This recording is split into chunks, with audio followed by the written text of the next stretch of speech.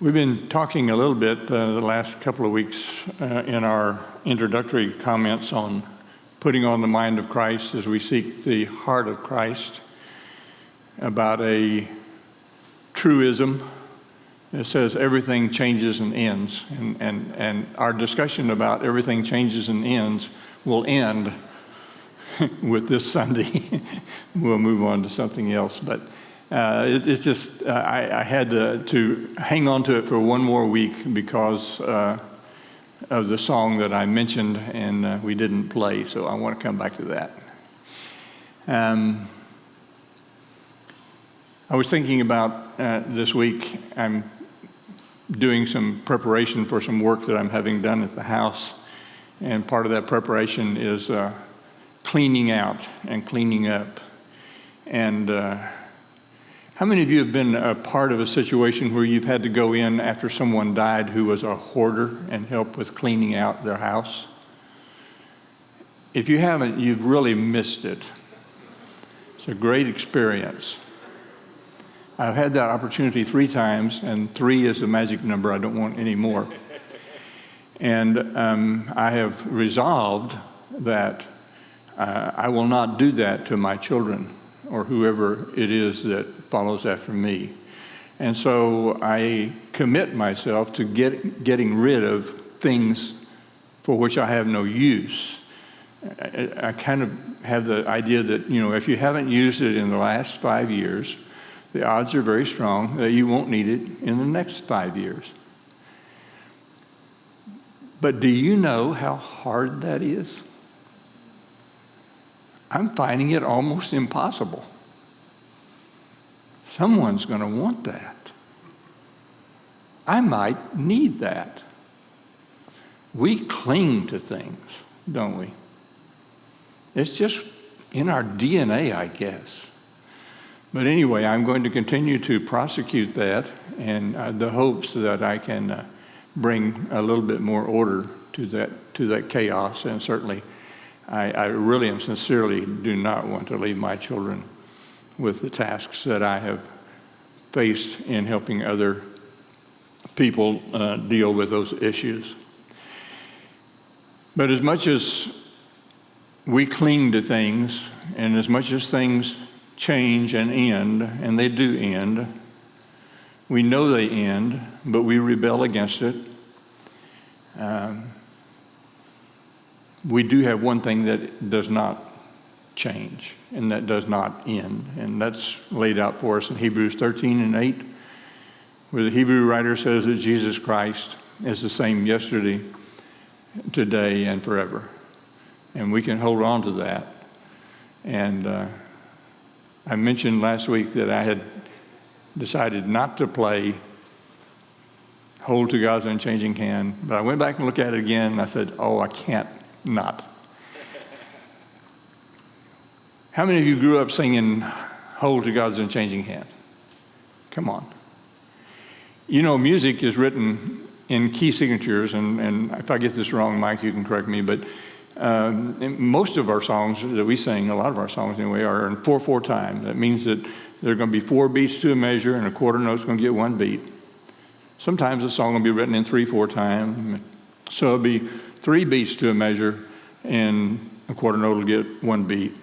We sang Hold to God's Unchanging Hand in 1/4 time. That means there's going to be 4 beats to the measure, and a whole note is going to get a beat. It took us 10 minutes to get through that 3-minute song. Not because there were that many words and that many verses, but because of the tempo at which we sang it, if that makes sense to you. Well, this song is not that way. This is a little bit different, and I hope you will enjoy this. Hold to his hand, God's unchanging hand. Come on and help me sing it, choir. Hold to his hand, God's unchanging hand. God's unchanging hand. You're welcome to clap.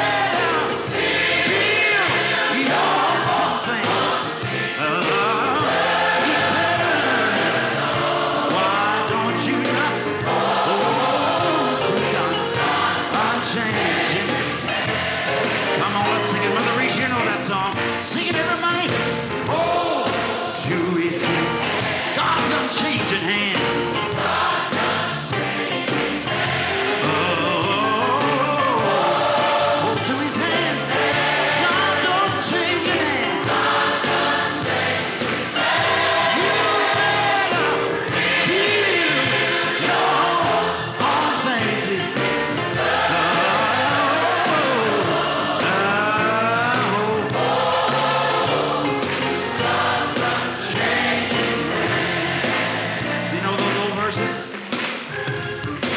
Time is filled with swift transition.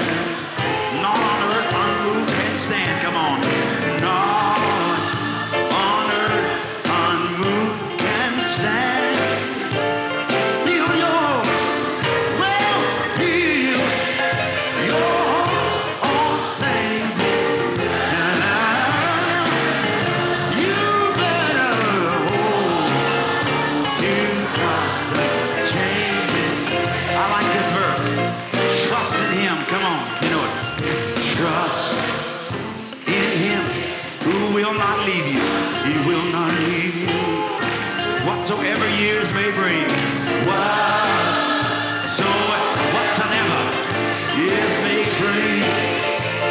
If my earthly friends forsake me, if my earthly friends forsake me, still more closely to Him cling. Come on. Still more closely to Him cling. Well, hold to His hand. Well, hold to His hand. Come on, rock those hands. And God, why don't you? God don't change your man.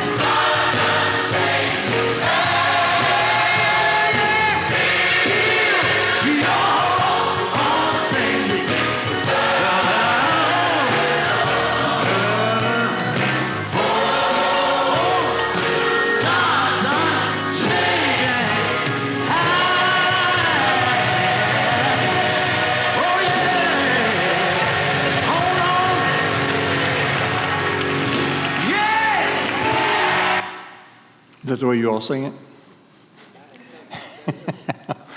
It reminded me, you notice the chorus, the group in the chorus, how they had the beat with their bodies. There was a time when we were out in California that I had an opportunity, I was invited to sing with what was called the Bay Area Chorus. It was about 150 or so people. It was a black group in San Francisco, and they were kind enough to let two or three of us gringos sing with them. And I got up there, and they started doing this, and it was great, except that when they were doing this, I was doing this. And so we ended up with sore shoulders on both sides of wherever I was. I just didn't have the rhythm, but I really enjoyed the opportunity. It was a lot of fun. Just as a side note, and this is kind of a downer, but I'll just mention it because I came across it this week, and when I run across these little interesting tidbits, I kind of like sharing them with you. But the Pew Research, you're all familiar with Pew Research here in the USA, and they've been tracking the statistics on people in the United States who self-proclaim as Christians, okay? And this goes back to 1972. In 1972, their research showed that 90% of the population of the United States self-proclaimed as Christians. Now, we're not making any judgments about what that means or doesn't mean. It doesn't matter. That was there. If they filled out a survey with Pew, 90% of them marked themselves as Christians. You can see the trend line. I know you can't read all that probably, but you can see the trend line. From 90% now, the projection is that, depending on variables, and this could be off by some number of years, but at the present trend, the number of people self-proclaiming themselves as Christians will fall to a minority somewhere around 2045. What is that? 25 years, more or less, from now. What I thought was interesting is that opposite line going upward, the Christian self-proclaimers are not being replaced by people who say they are atheist or agnostic or Muslim or Hindu or anything else, even though there's some of that. But the majority line of that is people who declare themselves as none. They're not even interested enough to become agnostics or atheists.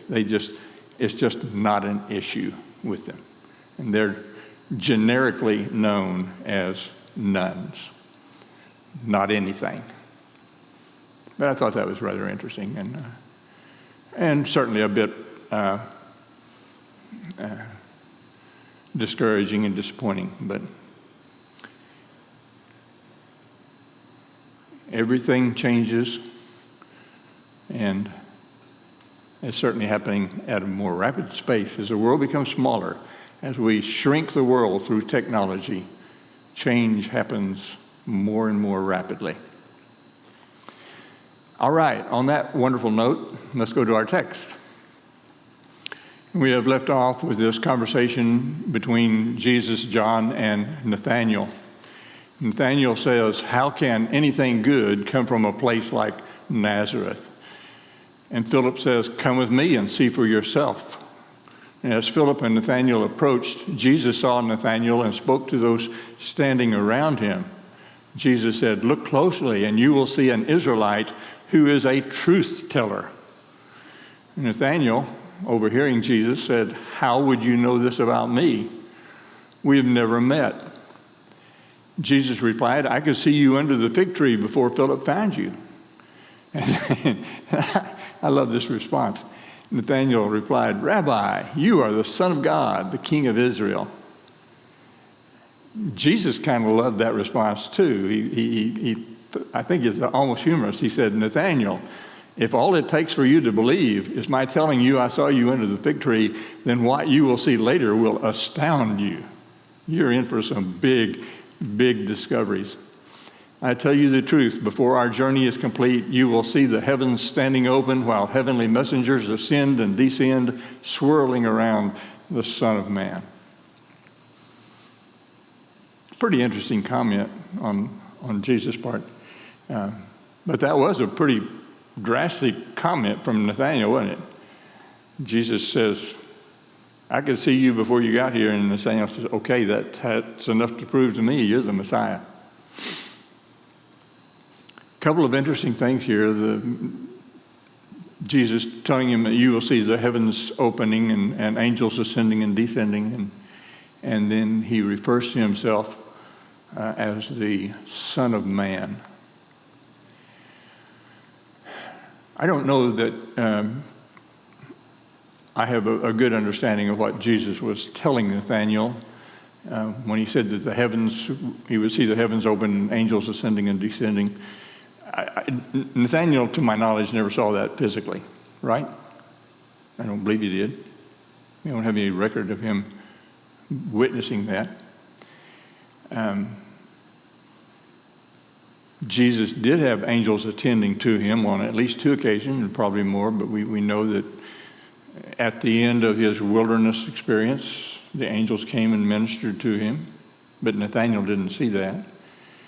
And then in the garden, he was ministered by, in the Garden of Gethsemane, angels came and ministered to him. I think that probably in the area of remiz, we talk about remiz a good bit, there's a reference here to Jacob's dream. The language is similar. Remember in Genesis 28 when Jacob saw the ladder from heaven to earth and angels going up and down on the ladder. Perhaps we could say that the fulfillment for all of Jesus' disciples in the understanding of heaven being open to Jesus and angels being present was demonstrated in the way Jesus lived his life and the things that Jesus did in their presence, his life, his teaching, his miracles. His day-to-day existence was a demonstration that he had this conduit between him and heaven. Any other thoughts on that? It's just kind of a little bit of a strange statement to be thrown in there the way it was. Maybe you hadn't thought about it. Maybe you don't want to think about it. That's all right, too. John 3:13 says, "No one hath ascended into heaven but he that descended out of heaven," Jesus, of course, talking about himself, The free access to the heart of the Father and to the center of all authority in heaven and earth is due only to those who belong to him. He, the Son of Man, is now on earth to commence his ministry of reconciliation and thus now equipped with all the powers needed for its realization. This is a quote from the pulpit commentary. The Son of Man, this is a very interesting way that Jesus has chosen to speak of himself. And very clearly, this is a remiz. You remember what a remiz is. We've talked about that several times. But this is an excellent example of what a remiz is. What the disciples who were well-versed in Hebrew scripture would have heard when he said the Son of Man has direct connection to and roots in events and passages of Hebrew scripture. So we turn to Daniel 7 and 9. Daniel says, I beheld till the thrones were cast down, and the Ancient of Days did sit, whose garment was white as snow, and the hair of his head like the pure wool. His throne was like the fiery flame, and his wheels were burning fire. A fiery stream issued and came forth from before him. Thousands ministered unto him, and 10,000 times 10,000 stood before him. The judgment was set, and the books were opened. I saw in the night visions, and behold, one like the Son of Man came from the clouds of heaven and came to the Ancient of Days, and they brought him near before him. And there was given him dominion and glory and a kingdom that all people, nations, and languages should serve him. His dominion is an everlasting dominion which shall not pass away, and his kingdom that which shall not be destroyed. Very clearly, unquestionably, a reference to the coming of the Messiah, the Anointed One.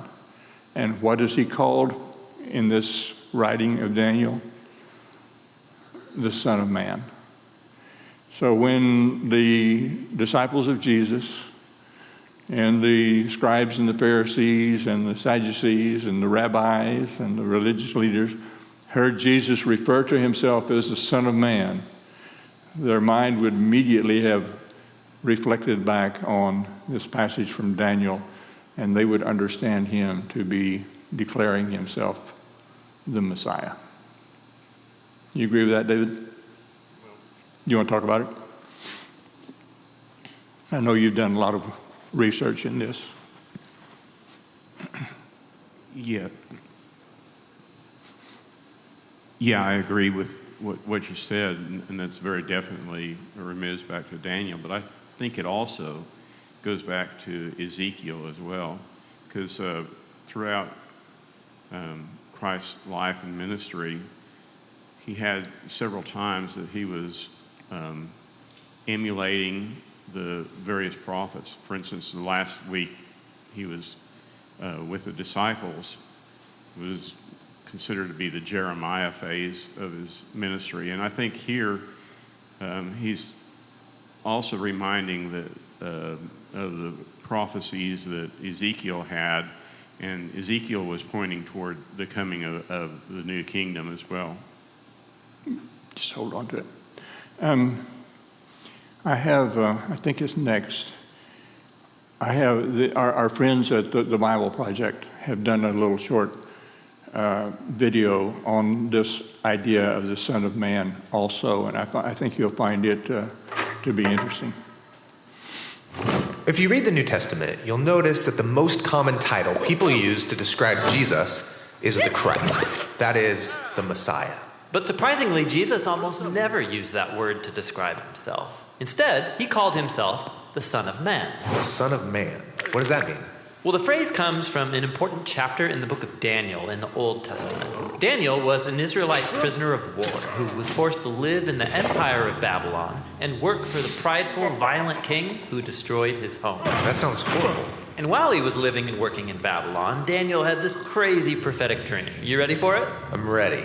He saw 4 beasts crawling out of a dark sea, hybrid monster-like animals, each scarier than the one before. And the 4th beast is so mutant, there's nothing to compare it to. And it's violent, leaving death and destruction in its wake. What in the world is this about? Well, he's told that these beasts symbolize violent, prideful kings and their empires. Oh, like the one Daniel's enslaved to. Yeah, and these creatures might seem random to you, but these images are developing an important biblical theme.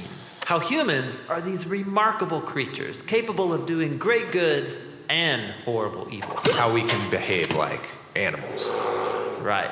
Look at the first pages of the Bible. God creates the beasts of the field and humans together, all from the dust. But then the humans are set apart and given a royal task of being God's image. So humans are like the animals, but called to become much more. Yeah, they're to be God's representatives on earth, ruling on his behalf, like kings and queens. But keep reading, and the humans are deceived by a beast who says that they could be more than just God's partners. Yeah, that they could rule the world on their own terms, which sounds good to them.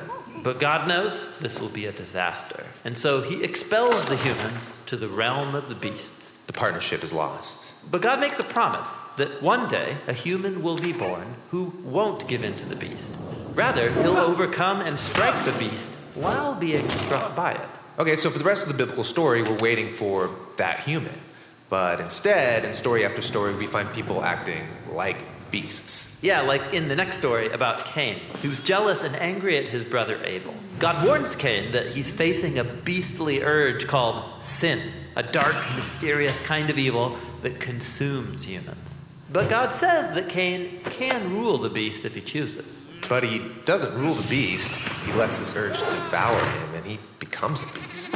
And then after this, Cain's children spread their animal-like violence, and it leads to the founding of a whole civilization known for its beastly pride, the city of Babylon. Okay, Babylon. So fast forward, this is where Daniel is enslaved, having this bizarro dream. Exactly. Now, watch what happens next in Daniel's dream. He sees into God's throne room where a court is set up, and God condemns the beast to destruction. That's great. And then Daniel sees that there's actually more than one divine throne. Oh, right, the throne that humanity left behind. Right. There hasn't been a human who's able to overcome the beast and rule alongside God until now. Daniel sees a figure called the Son of Man, which means a human. And he rides on a cloud up into God's presence and then sits down on the divine throne to rule the world. The partnership's renewed. Yes, and even more. All humanity worships and serves this Son of Man alongside God. Huh, worship? So this is no ordinary human. This is like a God human. Exactly. And so now you can see why Jesus of Nazareth, when he came onto the scene centuries later, chose this title, the Son of Man, for himself. He was claiming to be that truly human one on a mission to confront the beast. He was tempted to seize power on the beast's terms. But unlike every human before him, Jesus resisted the urge. And then he went about banishing the beast from people's lives, and he was teaching people how to rule the beast instead of being ruled by it. Okay, so how do you rule the beast? Well, Jesus did it by giving up his life. Wait, rule the beast by dying? Yes, when Jesus was on trial in a human courtroom and being condemned to death, he said, "From this moment on, you will see the Son of Man sitting at God's right hand and coming on the clouds." But this is the moment he's about to die. Exactly. From one perspective, the cross looks like a beastly torture device, but Jesus viewed it as his throne. And on this throne, he exposed the subhuman nature of our evil by letting it do its worst, and then he overcame it with his divine life and love. Jesus' execution was his exaltation. So Jesus is the first human to overcome the beast, and as a result, he can partner with God to rule the world. And so now, Jesus is summoning a new humanity into existence, one that can overcome the beast in the same paradoxical way. To rule the beast by dying. And then by discovering that Jesus' life and power can become our life and power. So we can rule the world as God's partners, but Jesus style, in the power of service, humility, and self-giving love.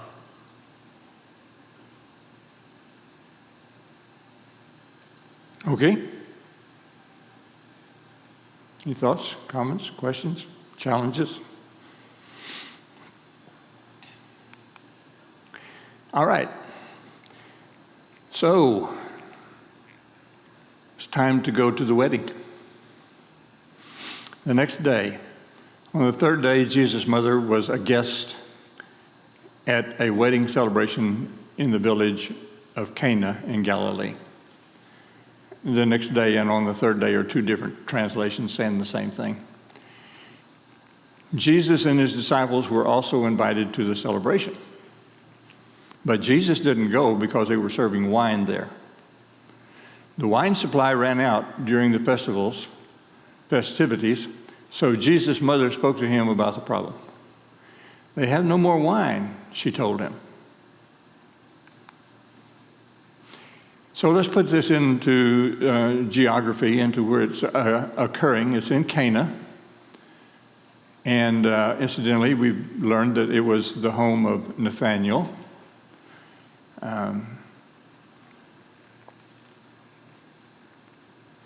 This is a place where Jesus met a centurion from Capernaum, and the centurion begged him to heal his son, and Jesus did. You can see on the map that Cana is kind of due north of Nazareth and west of the Sea of Galilee.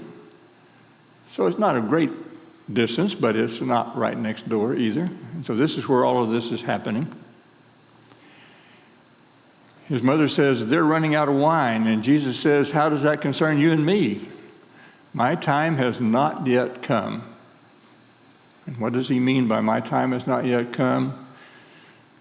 He's not yet ready to take on the mantle of redeeming Messiah, Rabbi. But his mother told the servants, do whatever he tells you. Not a lot of argument, not a lot of conversation. Jesus says, I don't think I want to do it yet. She didn't say anything to him. She just turned to the servant and said, whatever he tells you, do it. 6 stones of water pots were standing there. They were used for Jewish ceremonial purposes, and they held 20 to 30 gallons each. Jesus told the servants, fill the jars with water. When the jars had been filled to the brim, he said, dip some out and take it to the master of ceremonies. So they followed his instructions. So why wine and why purifying pots? You've heard Rick speak about this, I think, fairly recently, if I remember. And we've talked about it before, I'm sure.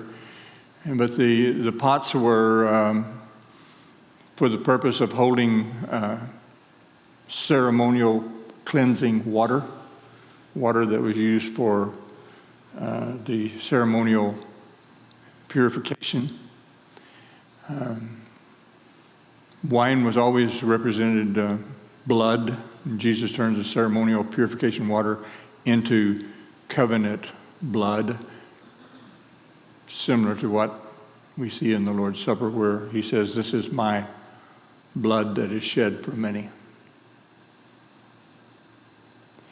Must have been a pretty big wedding party, I'm thinking. Either that or there was going to be an awful abundance of leftover wine. King James Version says, and there were set there 6 water pots of stone, after the manner of the purifying of the Jews. Well, this is how we know that they were used to hold the ceremonial water, containing 2 or 3 firkins apiece.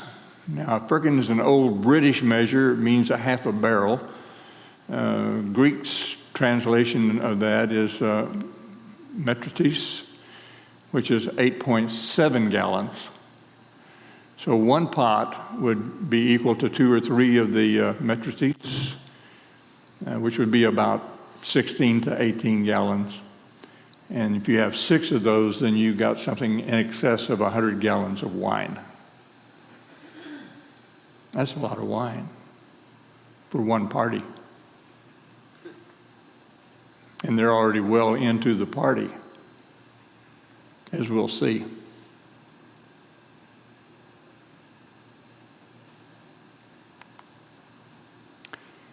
Why 6 stone jars? Well, I don't know. Maybe it was just the custom, but there seems to be a little bit of a remiz even in this. 6 days of creation. 6 days that they work, and the 7th day they rest. 6 years of harvest. The 7th year was the year of Sabbath. The land lay fallow on the 7th year. 6 years a Hebrew slave was to be set free in the 7th year. 6 is the God-assigned time of work. I don't know if that has anything to do with why that a household would keep 6 stone jars or not, but it's interesting to theorize. And when the master of ceremonies tasted the water that was now wine, not knowing where it had come from, though of course the servants knew, he called the bridegroom over. A host always serves the best wine first, he said. Then when everyone has had a lot to drink, he brings out the less expensive wine. But you have kept the best wine until now. That would make sense, wouldn't it? You would serve the better stuff while everybody's palate was still fresh and it would taste good to them. And then when you got 2/3 drunk, you'd bring out the stuff that didn't matter anyway. This miraculous sign, the first of 7 that John will present at Cana in Galilee, was the first time Jesus revealed his glory, his doxia, and his disciples believed in him. It's not that they hadn't believed in him, it's that their faith was increased as a result of this sign. So, from the miracle at Cana, changing of the water to wine, what do we learn about the heart of Jesus?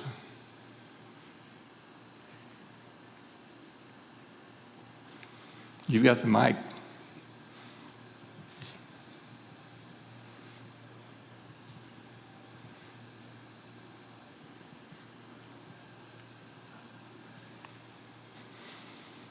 Well, he obviously, am I on? I can't hear. Okay. He obviously cares about the people that he's with, and even though, as he said, it wasn't really his time, because they had a need, because that he wanted to show them the fact that God loves them and blesses them, then he went ahead and did it anyway. He, just really trying to see the heart of Jesus is you just see how he interacts with people. The only people he ever really has harsh words for are those who try to be sanctimonious and try to be better than others or lord it over others.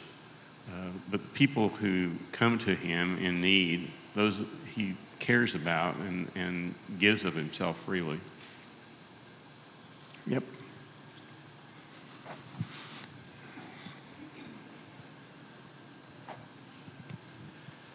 We seem to have a saying, we've heard it often, I don't have enough money yet, I'm not prepared for this, or whatever, and there's never the right time. It's never a time, but in the mind of Christ, even though it's not the time, it's the time because you make the choice with your love for somebody else. You go ahead and don't wait for the time. We're just about out of time, and I want to have an opportunity for you to think about it and respond to this, because this is really what I want to emphasize all the way through this class, is how do we take these stories that we all know so well and dissect them in relationship to what it meant to Jesus and his heart, and how can we apply that to our own. So I want to come back to this just briefly next week, Lord willing, and give anybody who wants to a chance to weigh in on this. But just to close this out, he cares for our hurts, our fears, and our embarrassments. The little things of life are important to him. He can be persuaded by his mother. How about that? He knows how and is willing to laugh, celebrate, and enjoy a good party. I left out the part from the Chosen where he's dancing with the disciples. He gives his stamp of approval on the institution of marriage, and there are other things. But those are some things you can think about, and then we'll revisit this briefly next week. Thank you for your attention. Thank you for all of you who are with us online, and have a wonderful God bless week.